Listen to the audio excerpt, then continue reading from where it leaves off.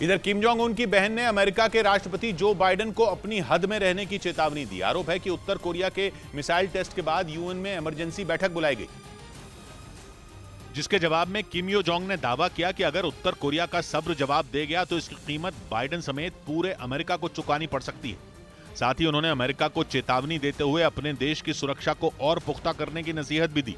ऐसा इसलिए क्योंकि बीते शुक्रवार को उत्तर कोरिया ने जो खूंखार मिसाइल टेस्ट की, उससे अमेरिका को खतरा होने का दावा किया गया था और माना यह जा रहा था कि किम जोंग उन की मिसाइल की इस रेंज में अमेरिका भी है, जिसके बाद यूएन में उत्तर कोरिया के मिसाइल टेस्ट पर प्रतिबंध लगाने के इरादे से एक इमरजेंसी मीटिंग बुलाई गई।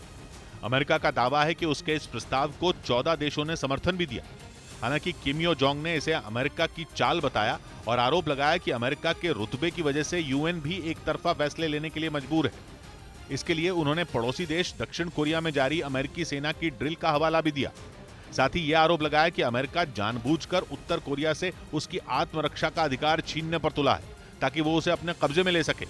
इस बीच जेलेंस्की ने आरोप लगाया कि पुतिन की सेना ने जो मिसाइल हमला किया उसमें एक नवजात की भी मौत हो गई। यह हमला एक रात पहले जापोरिजिया में किया गया, जिसके निशाने पर वहां का एक अस्पताल था। आरोप है कि जिस वक्त यह हमला हुआ तब वहां कुछ ऐसे बच्चे भी मौजूद थे जो कुछ देर पहले ही पैदा हुए थे। दावा है कि रूस की सेना ने अस्पताल पर मिसाइल गिराकर न केवल बच्चे बल्कि उसकी मां को भी मौत की नींद सुला दिया।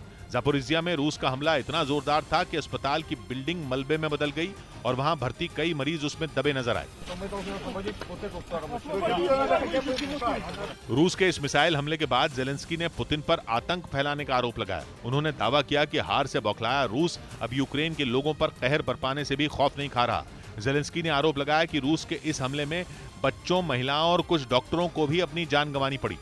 यूक्रेन की सेना ने एक वीडियो जारी किया जिसमें उसके सैनिक रूस की बख्तरबंद गाड़ियों पर हमला करते दिखाई दिए। यूक्रेन ने आरोप लगाया कि रूस की सेना किसी बड़े हमले का प्लान बना रही थी, लेकिन इससे पहले कि वो कामयाब हो पाती, यूक्रेन के जवानों ने मिसाइल से हमला बोल दिया। यूक्रेन की तरफ से हमले का जो वीडियो जारी किया गया उसमें एक रिहायशी इलाके में रूस के कई ठिकाने नजर आए जहां कई ट्रक और गाड़ियां खड़ी दिखाई दी।